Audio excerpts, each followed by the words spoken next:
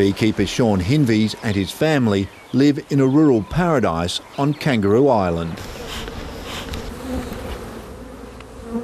Yeah, this is where the main colony is. The former tyre fitter began as a bee hobbyist before his passion became his vocation.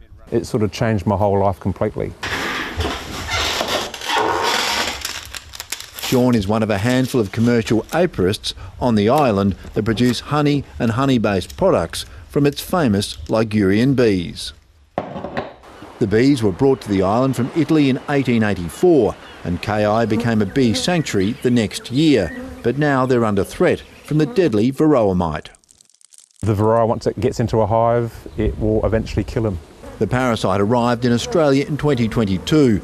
After eradication attempts failed, authorities moved towards slowing its spread. It's since been found in Victoria, Queensland, the ACT, and earlier this month it was discovered in the Riverland. We need to do everything we can in order to stop the Varroa from getting to Kangaroo Island.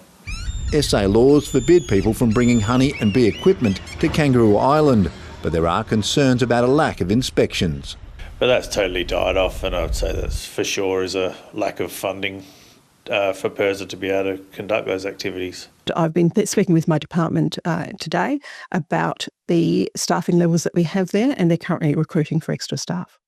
Brian Morrison is one of about 90 hobby beekeepers on the island. This hive quite often produces about 20 kilos. The retired diver fears the tiny parasite could easily escape detection. We need those vehicles to be searched inside and out.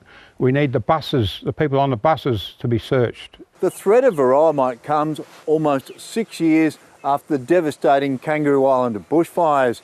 An increasing number of apiaries like this one have been set up on the eastern end of the island as the western areas continue to recover. Once the Varroa gets here, if the trees haven't recovered, then it's just another kick in the guts for us. With the island also impacted by an ongoing algal bloom, the arrival of the Varroa mite could be the end for some beekeepers.